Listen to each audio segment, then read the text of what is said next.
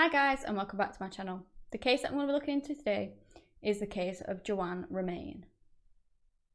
Now, JoAnn Romain's case has been recently featured in the TV series in the hopes that it will bring new light to the case. And the circumstances surrounding it I did find very odd. I've researched into it and I'm going to go into the theories that are currently circulating the internet. I'd just like to let you know, I mean no disrespect whatsoever to anyone I'm going to talk about today. All I've done is gathered the information off the internet and compiled it into one video for educational purposes.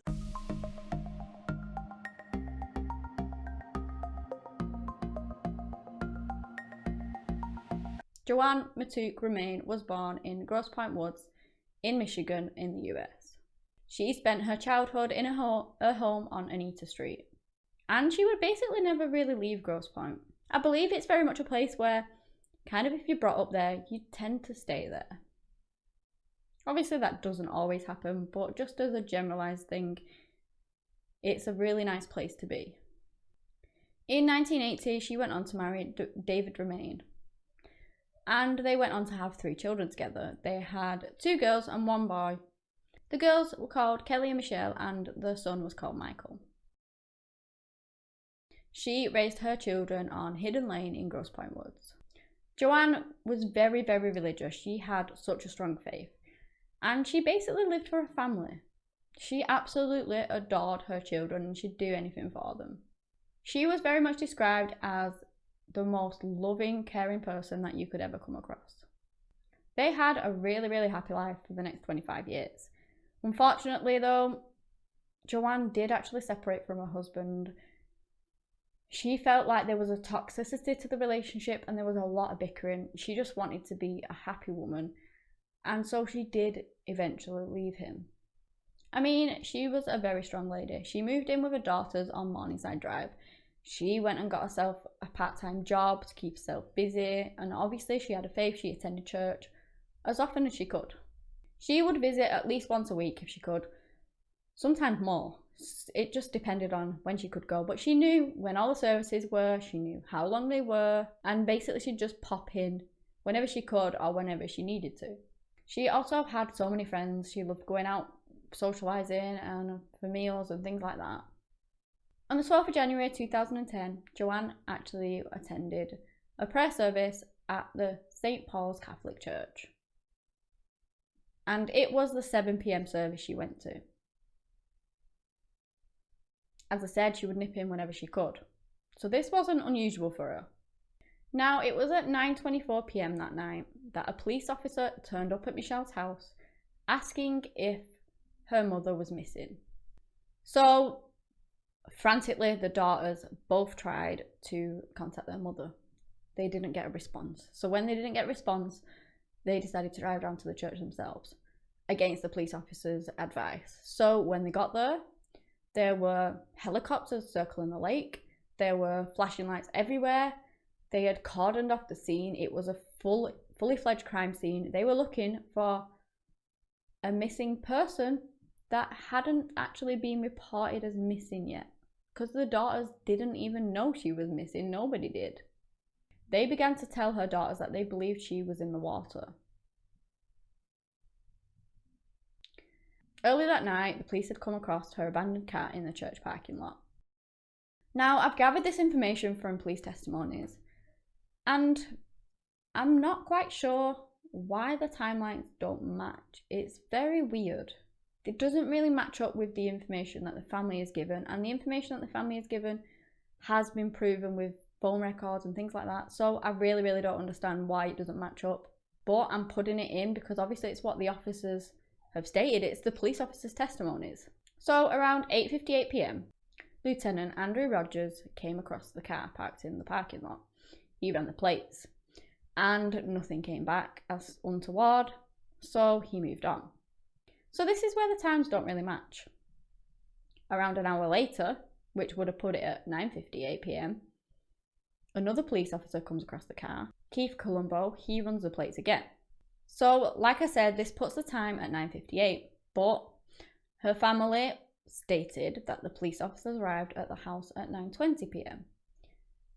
Not long after that, they began frantically calling the mum, They've looked into the phone records, and the phone records prove that the calls were made to their mother around 9:30 to 9:40.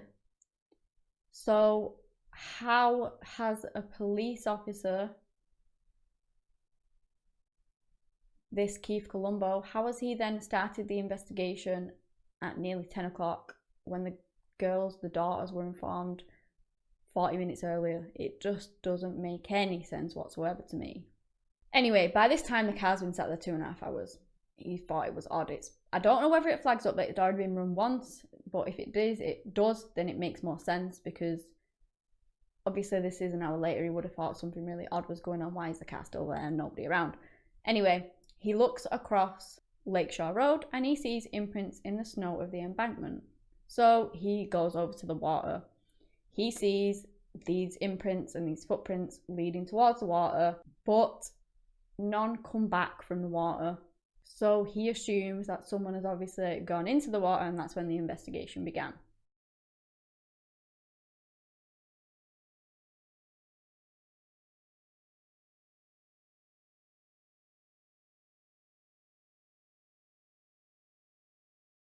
Now, I did find this very, very weird. The car has been parked in the church car park. It's been sat there for 2.5 hours at least.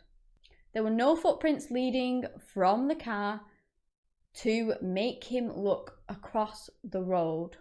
And the first instinct of this officer was to look 150 feet across a busy road towards the riverbank, where he saw some marks in the snow. But these marks could have literally been anything. He's looking 150 feet, so his vision isn't going to be that great. He sees an imprint in the snow. It literally could have been an animal. It could have been absolutely anything. But he just assumed within 5 minutes that the person of this abandoned car, the owner of this car, had walked across the road and into the water without anybody being reported missing or without even an investigation being started. It was just his initial assumption straight away. Obviously, if someone's in the water, you're going to try and get them help urgently, because you could still possibly save them. But I just found it really weird that with the information that he had, and in such a short space of time, that was the conclusion he came to. Anyway, Joanne's car was locked. Her purse was on the seat in the front, and her keys were nowhere to be found at the time. Her phone and rosary beads would actually never be found. There didn't seem to be a struggle around the car. There didn't seem to be anything that indicated anything like that.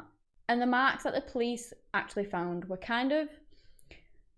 So when you make a footprint, it's just obviously the one footprint. It was kind of elongated, as if somebody had kind of put the foot in and smudged it a little bit. There were also kind of handprints and an imprintation, like as if somebody had sat down.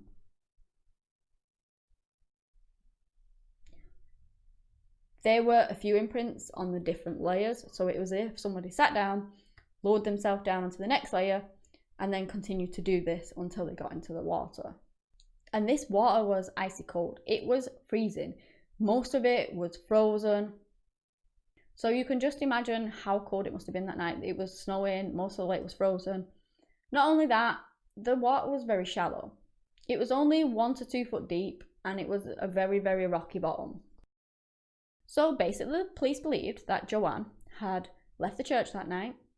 She had walked straight across into Lake St. Clair, where she had apparently killed herself. Joanne that night was wearing high heels.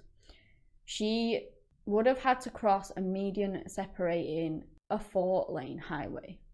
The journey was icy and steep.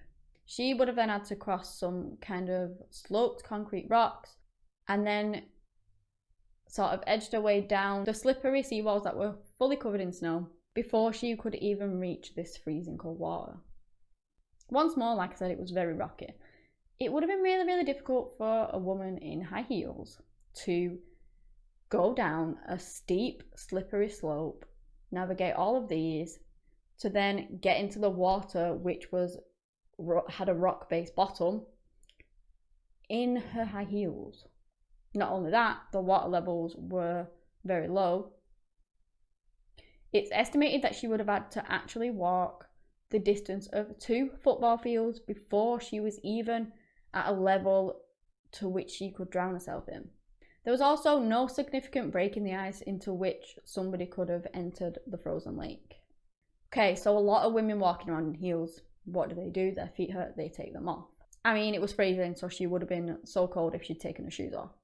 But this definitely wasn't the case with Joanne, and you'll find out why a little later on. Once more, standing on rocks in heels can be so dangerous. Maybe she fell over, maybe she hit her head or something like that, and drowned that way in the shallow section. People fall in high heels all the time. But there was no current in this lake at all. It was partially frozen. If she would have fell in the shallow bit, it was rocky, her body wouldn't have really moved. They would have found it. They were there within 2.5 hours searching the lake. So it more than likely that she would have still been in that area if she'd drowned in the shallow section a bit. The rocks would have caught her. There was no current whatsoever. Her body wouldn't have moved, but they didn't find her. So although there appeared to be footprints going into the water, there wasn't any concrete evidence that anyone had actually gone into the water. And they did an extensive multi-day search of the lake. They did not find anything. As they began investigating, and as I did my research, more strange occurrences kind of came up. So along with the police timeline not actually matching, I also found that the Coast Guard had records that said that they received a phone call requesting a search for Joanne's body an hour before the police even began their investigation, which I found so strange. How did somebody know that Joanne was in the body of water and that they needed to find her an hour before they even knew she was missing? All of these things just kind of don't really add up to suicide, in my eyes at least. Not only that, there's some aspects of the timeline and the witness statements that are very weird. So Joanne dropped her son off at home at around 6 p.m. She told Michael that she was going to go and get some fuel for the car and she would be back shortly. Around 25 minutes later, she arrived at the gas station. The gas station manager, Mike Badoon, came out. He filled up a car for her. Joanne was a lifelong friend of the family's. He knew her very well. She was a very good customer, so they began chatting about her daughters and things like that. He said nothing seemed wrong at all. She didn't seem depressed. She didn't seem anything like that. She was just normal. Not only that, if you were planning on committing suicide, would you then fuel up your tank to travel not far away to go to the church and then kill yourself? She said to her son that she would be back shortly. It's just really, really weird. I know people who are not in that right frame of mind do strange things. So obviously I'm not saying that it's impossible that she fuel up a car. It's just a bit odd. She's not going to drive a car out and travel miles to go and obviously take her own life. So it was just a bit weird that she did go and fill up a car. She then left to attend the church service, arriving at around 7:05. There were only a handful of people there, but one witness did state that she saw Joanne at the back and that she left at about 7:15. A witness heard a car alarm outside around 7:20. They said it could either be a car alarm or a panic alarm, but they did actually see the flashing lights of kind of a car alarm going off. It lasted about 15 seconds and then it went off. There were no other disturbances whatsoever. So they just kind of went about the business, didn't really think much of it. Car alarms go off all the time. Another witness said that she actually left the church at 7:35. It was so dark outside. It was eerily dark. She was on her own and she kind of got a little bit worried. So as somebody probably would, she checked left and right to make sure that there was nobody lurking around because she was a bit frightened. And she noticed that there was not one single car in that car park apart from her own. And this lady was the last one to leave, so everybody else had already gone. Now, why, if Joanne's Lexus was found in the church car park, when this lady left, why was it not there? It was as if Joanne had, or somebody, had driven the car out and then, however long later, driven it back. And it wasn't even put in the same spot that it was initially. Why would she leave and then come back? nobody really understands why. It was just really weird. I know, like I said before, people in that frame of mind can do strange things. Maybe she did leave with the intention of coming home and then decided that actually that would be the place that she did want to take her own life, and that's why she came back. We just don't know. It's speculation, but it is very, very odd. And paired with all of the other strange circumstances, it just makes this case strange in my eyes. So after scouring the water in depth for days, eventually, 70 days later, Joanne's body was discovered 35 miles down the river near Boblo Island in Amherstburg, Ontario, Canada. And this Detroit River that it was actually found in does connect to the lake up where she actually went missing.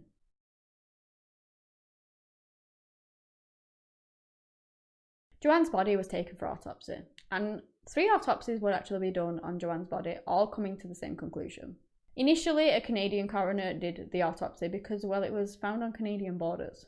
They found that her cause of death was drowning.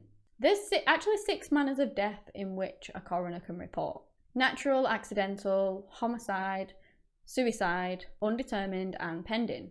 The manner of Joanne's death was ruled as undetermined. The Michigan medical examiner then conducted their own autopsy, and they came to the same conclusion, stating that homicide was less likely than a suicide because she didn't really have significant injuries to kind of correlate with a homicide. They did also state that accidental drowning seemed quite unlikely because she didn't really have any cause to be near the water that night. Therefore, they were indicating that she had committed suicide. The 3rd autopsy actually came when her daughter Michelle requested another autopsy be done.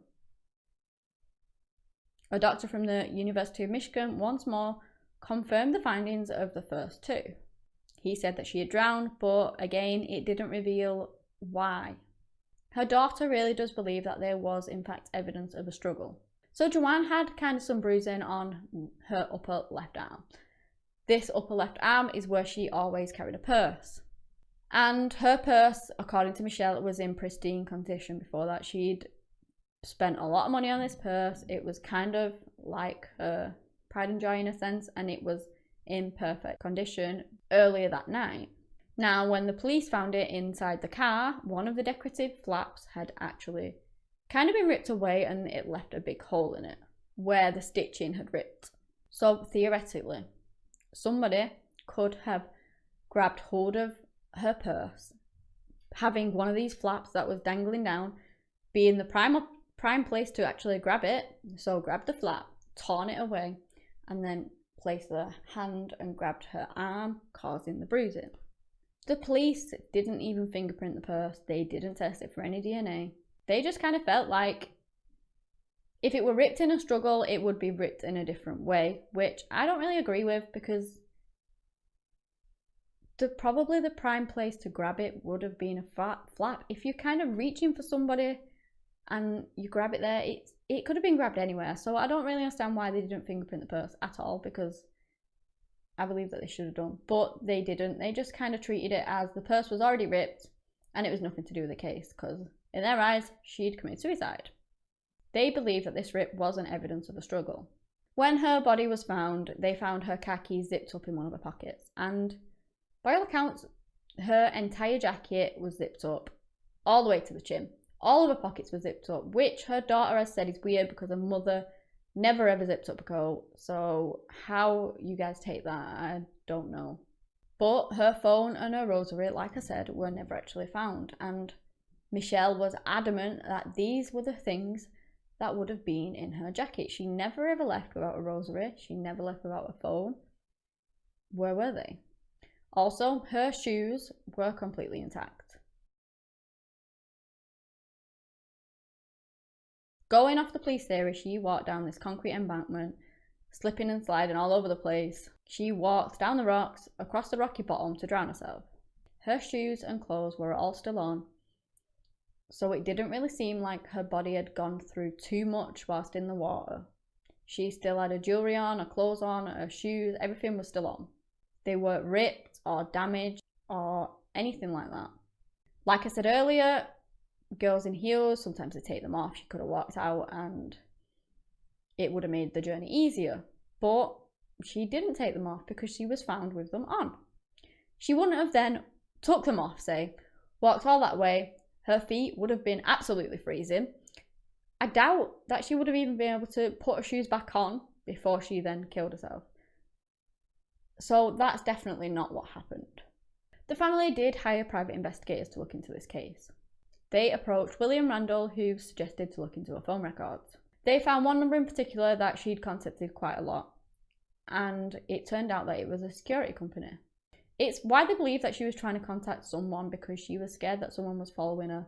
Her daughter also said that Joanne did seem really nervous and more cautious in the weeks leading up to her disappearance. Now, there's been significant speculation towards family members having something to do with Joanne's possible murder in one way or another.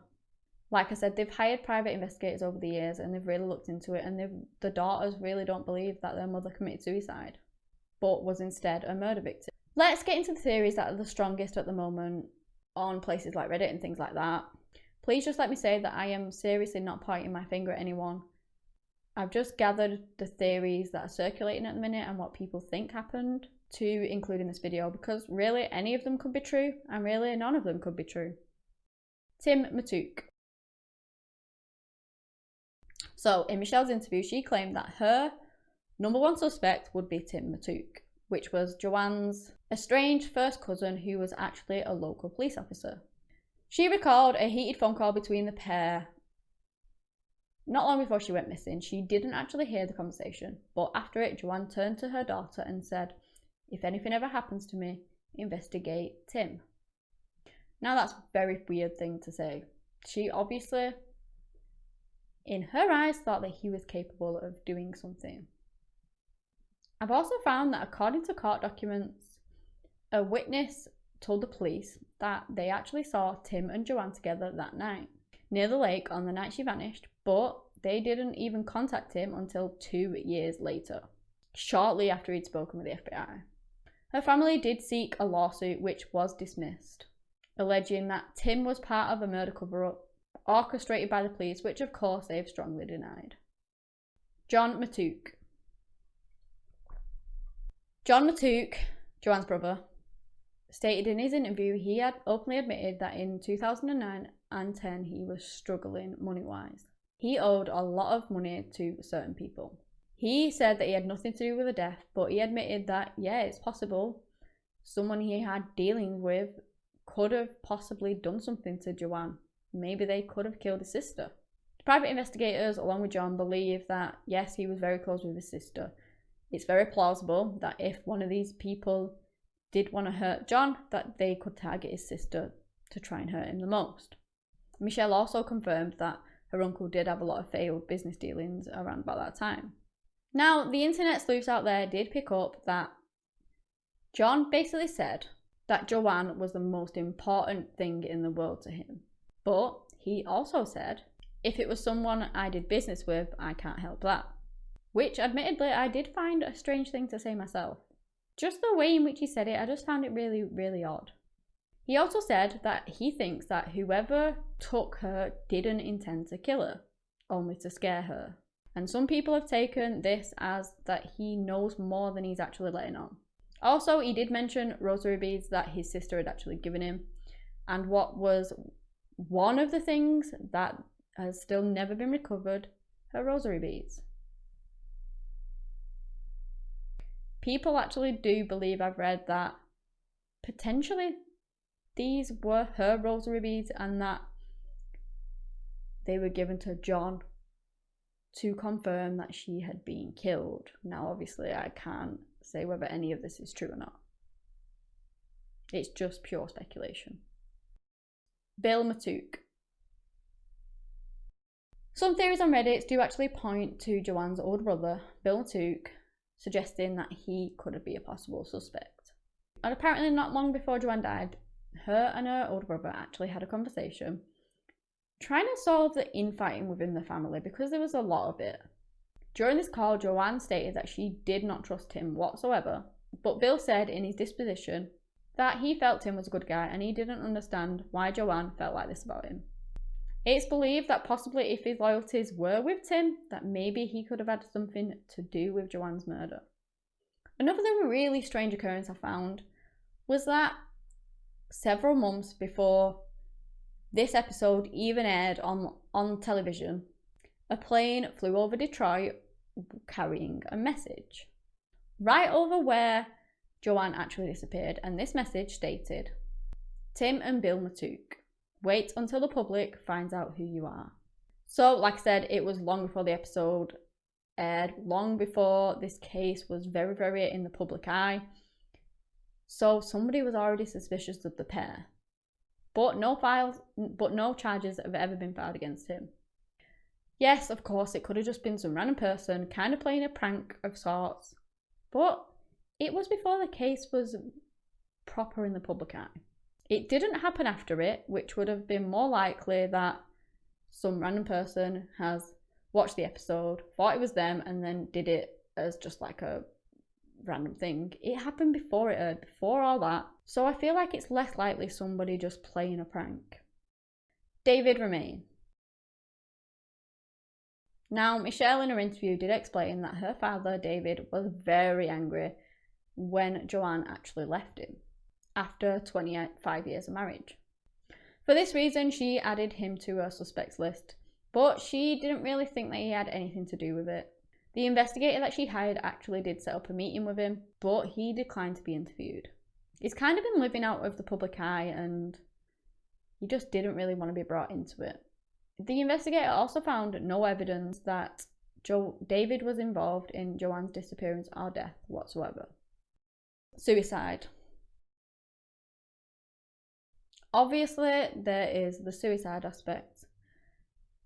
Maybe she did just leave her car in that car park that night, walk across the busy road into the lake where she actually committed suicide. Maybe she'd had enough and just didn't want to be here anymore. As sad as it is, that's what the police believe. It is entirely possible, but any of these are entirely possible. Her family really don't accept the suicide theory, but a lot of people whose family members do commit suicide when they never leave a note or anything like that, they often don't accept it.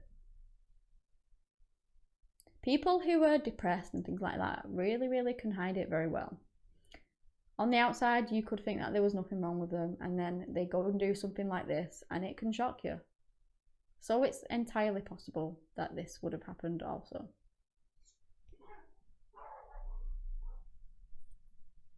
The thing with Joanne as well was that she was very, very religious.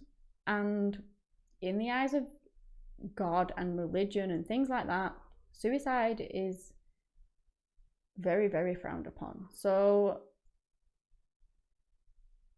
I guess it just depends what Joanne's state of mind was at the time.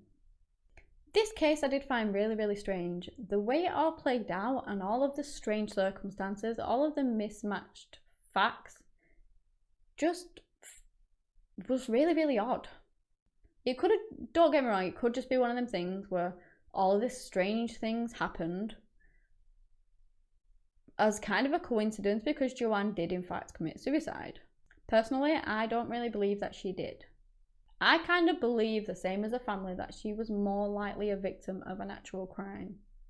Don't get me wrong, I'm not trying to put blame on anyone, and it's just my personal theory. But I just believe that there's more to this case than meets the eye.